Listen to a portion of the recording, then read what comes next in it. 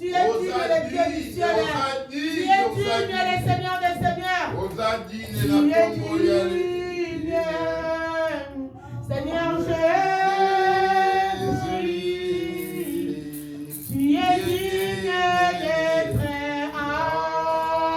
adoré. Que ton nom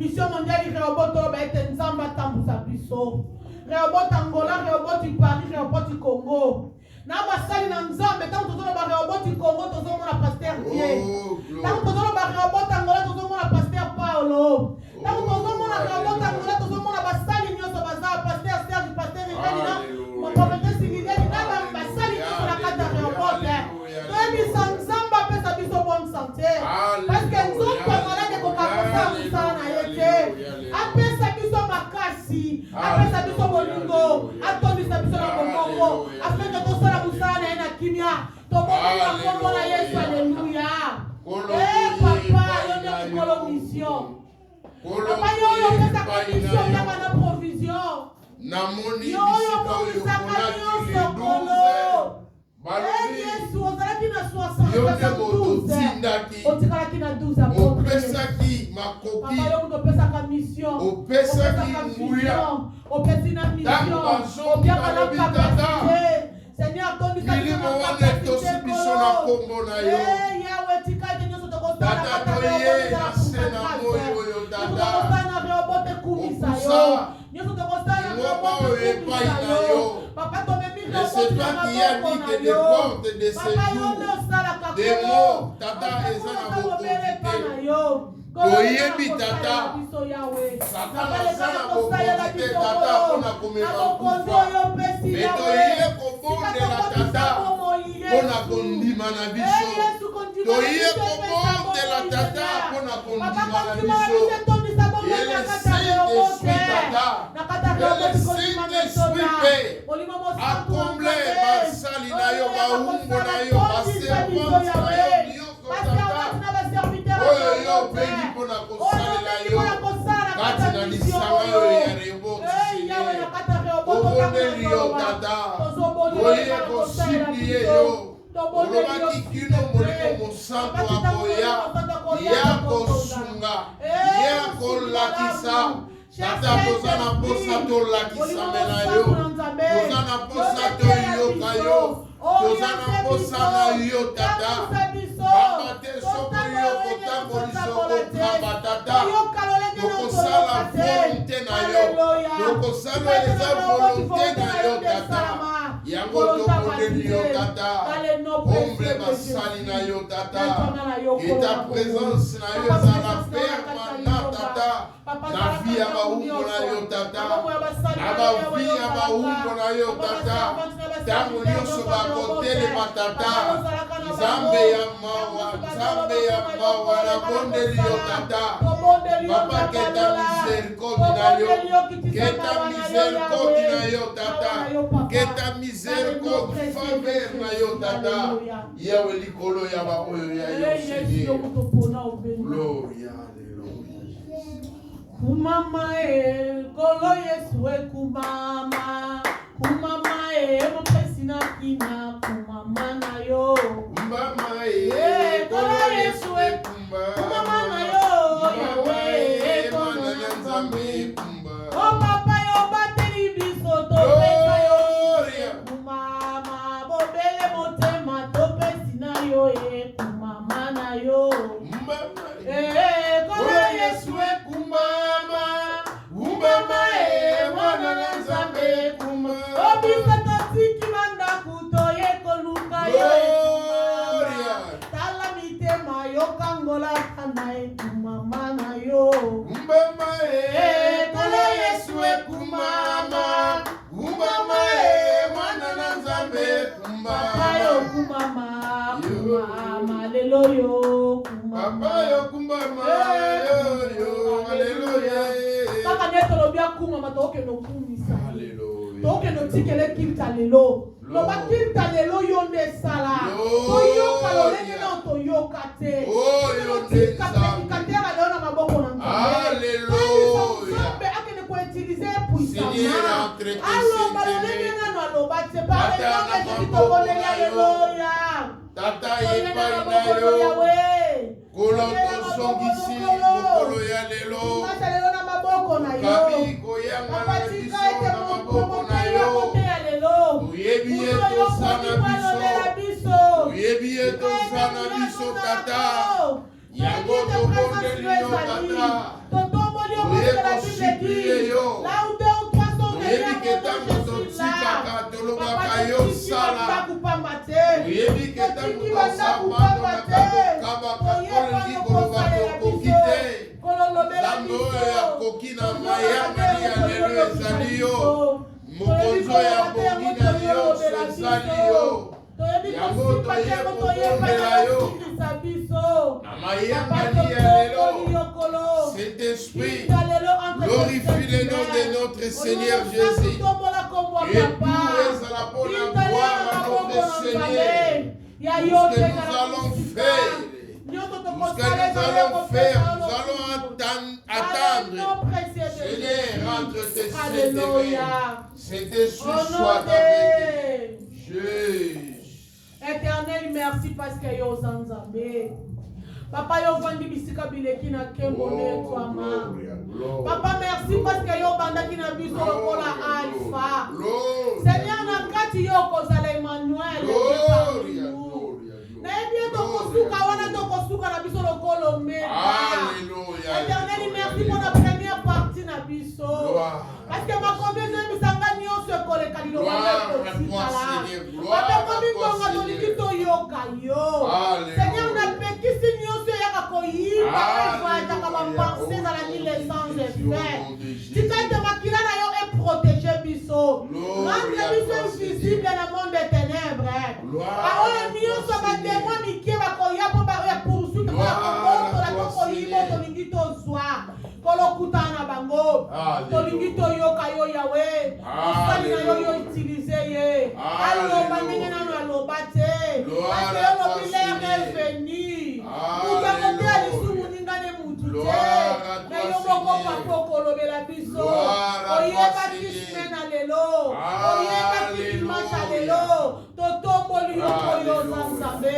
Zwana yo lokumu kebo mansazoli. Dans le nom précieux de Jésus-Christ, notre Seigneur et Sauveur. Gloire et louange à toi, Seigneur Jésus. Gloire et louange à toi, Seigneur. Amen. Amen, amen, amen.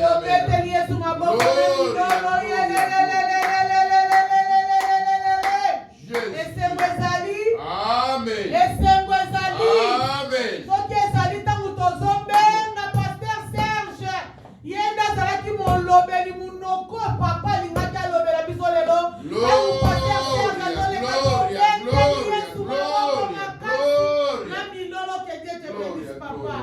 Alléluia. Glória a Deus. Alléluia. Amen.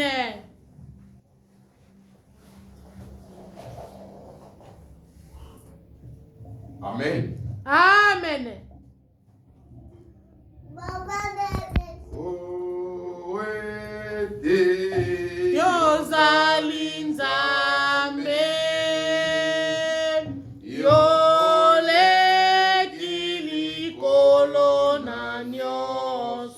Yahweh, nazali kokumba melayo, lokumu kembo na yo. Yahweh, yozali Nzambe nanga. Yahweh, yangu ya nyoso Yahweh. Naye kokumba melayo Yahweh. Lokumu tembo na yo. oui, toye liboso na yo. Alléluia. Nzambe oyo nase na likolo moko te oyo tokoki kokokanisa yo na ye. Alléluia. Yango tolobi ete ozali le Dieu qui règne et qui régnera pour toujours. Alléluia. Kolo tokabi moment prêché oyo entre tes saintes mains. Gloire à Jésus. Molimo mosanto oyo asa na biso aswananga moment oyo. Alléluia. Cet esprit yaka ko glorifier kaka kombo ya Yesu Kristo. Ekolo. Na ramener lolenge makomi mosanto elobi.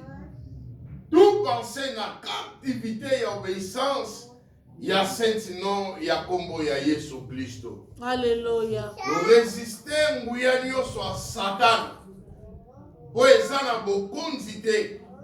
Yango tokwesi yango ba pensée nyonso ya ba négativité nyonso ya munguna. Nyonso eza ya ténèbre. Misala nyonso papa.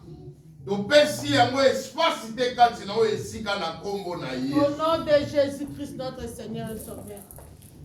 Père, sois béni au nom de Jésus. Au nom de Jésus-Christ. Amen. Amen. Amen. Amen, amen, amen, amen, amen. Nzambe azwa lokumu. Alléluia. Oyo asali biso ngolo grâce. Ya kopusana lisusu liboso na ye. Gloria. Oui, c'est vrai, moment oyo biso peut-être toye togangi mingi bazangi maboko, mingi peut-être bazalaki na posa bayoka babui oyo, mingi peut-être bazalaki kaka na posa lobata mais ngolo wana te. Alors soki biso tozwi yango eza moko ya ba raison ngana lobaka moto asali montre moto asali a calcula zo sala nyonso na lolenge ya tango mais nzambe wana vivaka na tante azalaka na tante yango nalobi nalobaka ya méritaka même avant seconde oyo montre moto asali ya méritaka pamba ta aza nzambe. Alléluia. Alors azwa lisusu lokumu mpona ntongo ya lelo. Amen. Azwa lokumu mpona cet après-midi ya lelo. Alléluia. Oyo tozwi ngolu lisusu grâce oyo epesameli biso ya kotelema mpona koloba na part na ye. Alléluia. Alors notre thème est intitulé aujourd'hui nalingi to parler to partager thème moko vraiment eza malamu. Alléluia. Eza l'importance monene. Gloire à Jésus. Vie tant oyo toza ko traverser au moment où l'église d'aujourd'hui eza koleka. Alléluia. Bien-aimé, nalingi to partager les conséquences, surtout conséquences ya sali. Alléluia. Conséquences de sali. Alors, mbala mingi to tango balakisaki biso tango tobongolaki mitema. Alléluia. Ce mot-là sali eza na façon moko boye oyo au fur et à mesure tango tozwi tango ya kowumela na se na makolo na nkolo ya comprendre. Alléluia. Ya kolonga na étape ya kozala mwana kokota na étape oyo ezali ke moto oyo bandi kokoma mature.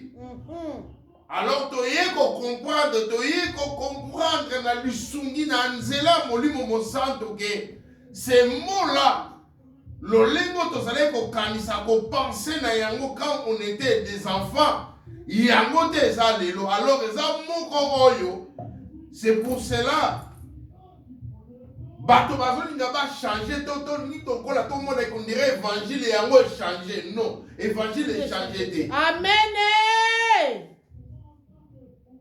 Banda mokili banda. Alléluia. Banda le sauveur aya. Alléluia. Misala o Yesu asala. Eza na misala mususu te. Gloire à Jésus. Eza na musala moko te. Alléluia. Eza na œuvre moko te. Eza na sacerdoce moko te. O moto akoya kotombola koleka misala o Yesu asalaki. Amen. Amen. Amen, amen. Hébreux chapitre 2. Voilà. Hébreux chapitre 2. Verset 1 à 3. Hébreux 2, 1 à 3. Oui. Gloire à Jésus. C'est pourquoi nous devons d'autant plus nous attacher aux choses que nous avons attendues, de peur que nous soyons emportés loin d'eux. Car si la parole annoncée par des anges a eu son effet, et si toute transgression et toute désobéissance ont reçu une justice, rétribution, comment échapperons-nous en négligeant ainsi grand salut? Le salut annoncé d'abord par le Seigneur nous a été confirmé par ceux qui l'ont attendu. Dieu, appuyant leur témoignage par des signes, des prodiges et divers miracles, et par des dons du Saint-Esprit, de distribuer selon sa volonté. La parole du Seigneur. Amen. Bien-aimé Yoka, nous savons bien, nous tous, autant il y a judaïsme, des anges basalaki, na influence to basalaki na rôle munene oyo basalaki ko jouer. Leur rôle Et ça là qui tout prie à le créateur, le Dieu tout-puissant. Amen. Parole y a sali.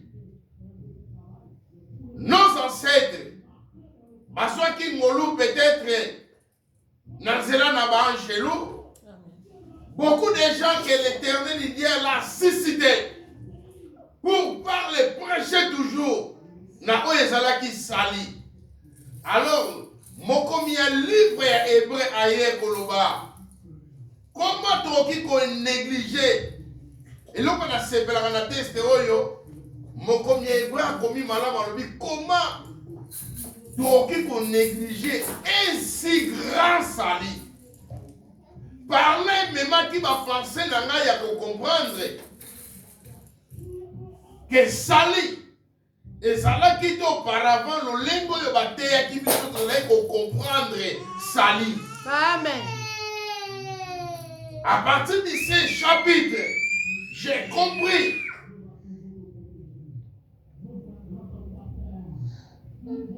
Le linga lobby comment bon qui faut négliger.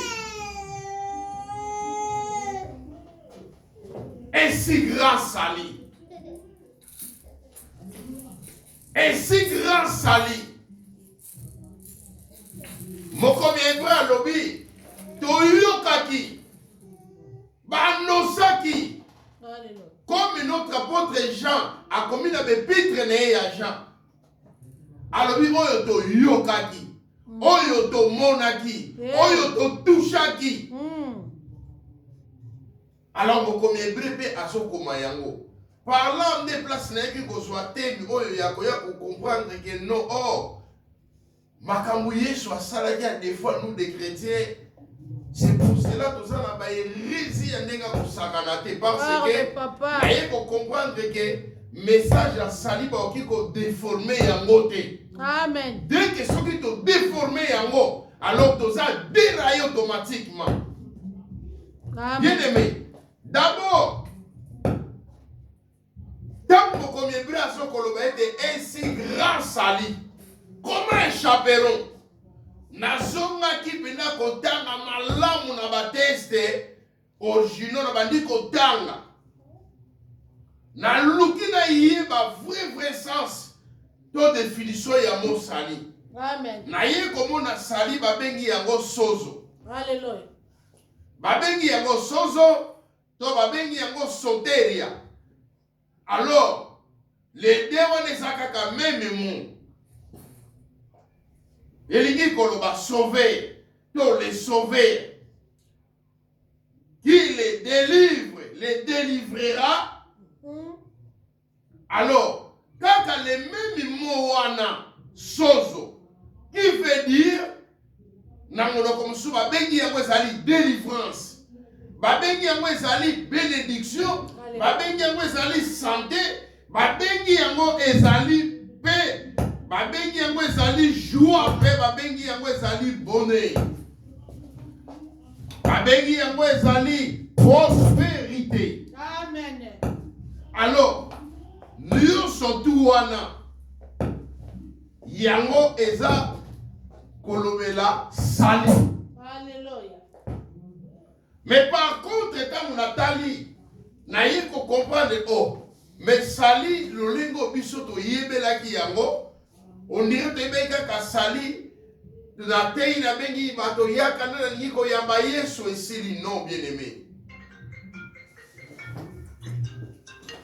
Sali elingi koloba makambo yo nyonso. Amen. Alors étymologiquement parlant, soteria veut dire c'est le makaka sali. Sali, na kati ya sali wana, eza na makambo ebele, eza na pouvoir, eza na présence, eza na l'importance ya makambo ebele. Amen. Et de même mots na mekili suko lukana kene na monoko na hébreu na tala yango, na moni yango babengi yango délivrance victoire. Alléluia. Balobi était bien-être, prospérité. Côté musu babengi yango secours. Babengi yango côté mususu sécurité. Alors, par là d'ailleurs qu'on comprendre que sali est un paquet. Amen. C'est pour cela nalina yebisa moto moko na tongo alelo koyamba yesu bien le mosala hérédité na vie na yo. Amen. Mais le problème ezali ozomona peut-être osala erreur parce que ozo comprendre salité. C'est pour cela raison mokomi abebra komi bien alobi comment toki ko négliger un si grand sali. Mokomi ebra alobi makambo yo toyokaki epai ya ba-ange, c'est-à-dire des prophètes, bato ebele baleki koloba. Plus loin, soko ke na Bible, apôtre Pierre azoloba, sali oyo basakoli nos ancêtres et komaki sujet na bango investigation. Alléluia. Basali koluka ko chercher Gloire à Dieu. quelle époque il tend. Mais malheureusement, plusieurs parmi eux bakiri baswingolu wana te. Alors Pierre aye abandi ko parler na milieu ba Kristo. Abandi ko talisa bango na tina na sali alobi biso yo tozwi grâce. Bien aimé. Kufa pe c'est quoi ya Yesu? Ngolo. Et c'est l'eau comme on est oye troubla oye salé que sali na biso ezala complet bien aimé. Alléluia. Par contre, les anciens, c'est pour cela Pierre a lobby. Et comment qui sujet dans bango investigation parce que na sang ya toro, sang ya bouko et sala qui ezala ko sopana. Et au cas qui jamais ko purifier ko biki sa mutu. Amen. Voilà la raison. Dieu a envoyé Jésus-Christ. Amen. Peut-être que tu as Yesu bien aimé, tu as consayoté. Jésus-Christ n'est pas même son sali complet. Yesu n'est même son sali complet. C'est pour cela qu'on a Pierre qui moto a kobanga banga. A telemi liboso na San André. Pe a telemi liboso bato minene oyo bayebeke Pierre akoloba boye te.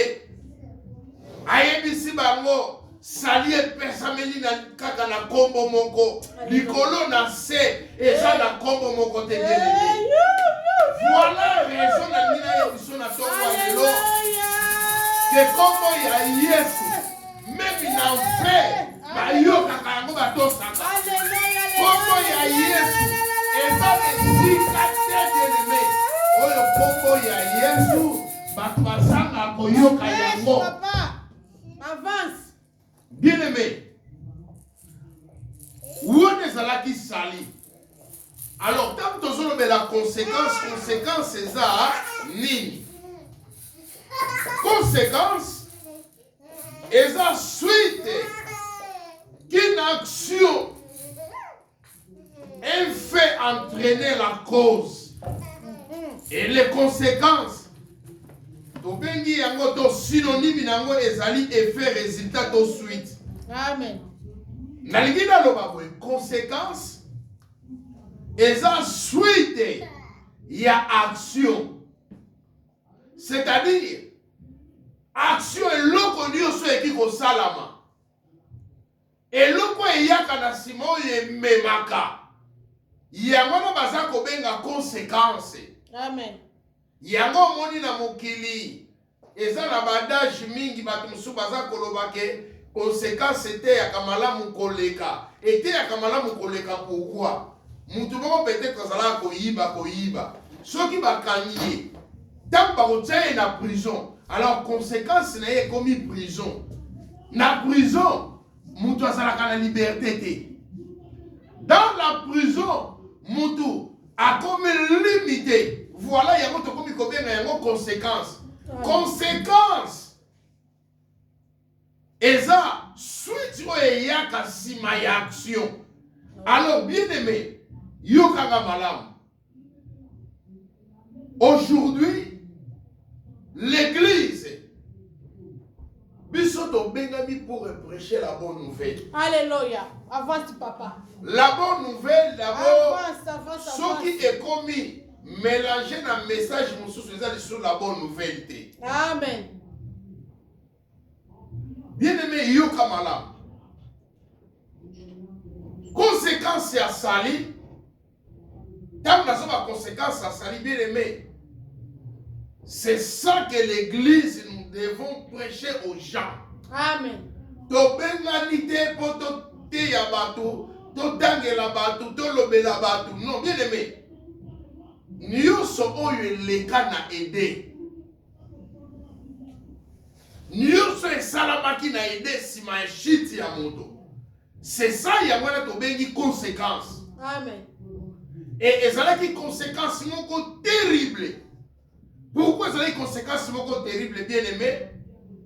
Parmi toutes les créatures que Dieu a créées, l'homme Asa création, donc créature qui était vraiment plus important dans misu ya Nzambe.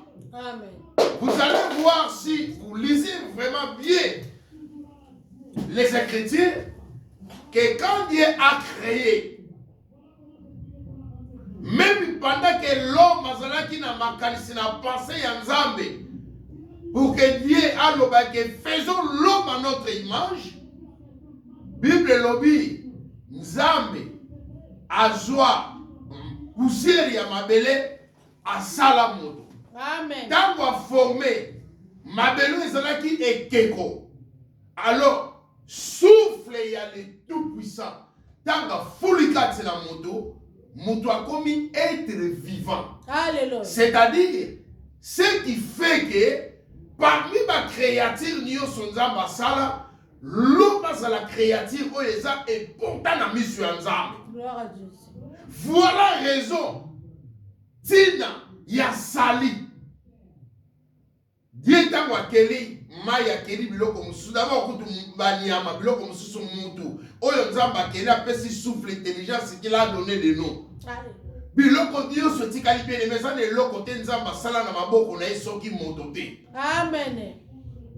Yangwana lingine bisayo na tongo na lelo moto akosa yo te. Na ba problème yo sa na ngona vie na yo na yebisayo. Na ngine bisayo sa na moto moko ya kela yo. Moto moko yo asala yo bien aimé na ngine bisayo. Ayi ba problème na yo. Moto wana za capable. Aza prêt, aza musika te bien aimé. Amen. Bien-aimé, voilà la raison à laquelle Moto Nzambe tangwa keli biloko nyonso. La Bible ne dit pas que Nkolo azalei ko kita po amona banyama. Mais la Bible dit chaque soir Nzambe azalei il descendait pour amona des êtres vivants. Moto azalei ko apporter ressemblance image ya Nzambe bien-aimé. Avance papa, avance. Yangona yina yebisayo. Voilà raison à laquelle ngade nazaboy. Moutavi côté yangade nzamba salaka musika. C'est pour cela pour la yebisa ba aye ko yebisa ba Philippiens, aye ko yebisa ba Colossiens, aye ko yebisa ba Galates, aye ko yebisa ba épître ba église wana nyonso. Aza ko enseigner banga so linga parler bango de Christ au kati na biso. Ne détruis pas les temples de Saint-Esprit. Évitez que vous avez un temple de Saint-Esprit. Aïe, ici, Christ est quand il a vu l'espérance et la gloire. Aïe, ici, bino Galates, oh, non, empêchez bino. Ceux qui n'ont pas vivre, si vous les Galates, vous avez vivre, et ça, bino de mes actes, les Christ est là. Bien m'écouter. Na chute ya moto. Des conséquences terribles. Alléluia. Des conséquences, mon père, qui d'abord, l'homme il était éloigné d'abord loin. Musika Nanzam. Ce qui fait que, si vous lisez la Bible dans le livre de Genèse, la Bible dit que l'homme, Nzamba, qui n'a image, ses yeux automatiquement la gloire du Très-Haut, ne pouvait plus regarder voir la gloire de Dieu. L'homme se rendre compte. Il y a qu'il était né. L'Éternel a tout dit. Qui t'a dit que tu es né? Alléluia. Voilà, bien aimé. Dieu, il pouvait aussi poser cette question aux animaux qui étaient à côté. Mais à tout le monde, qui t'a dit que tu es né? Bien aimé.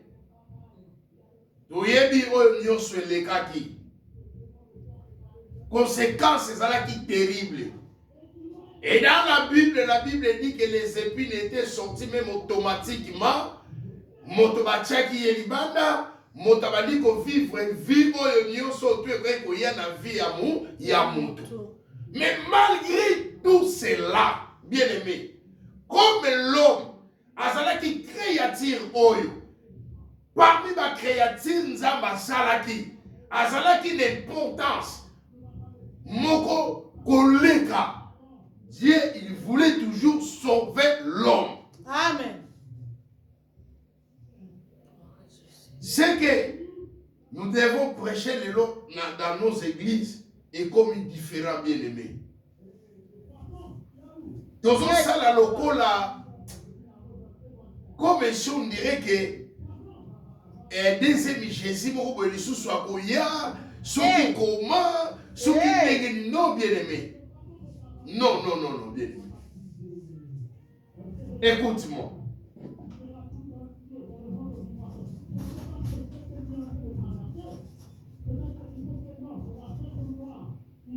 Raison pour laquelle dans le shit wana et salami éloignement eye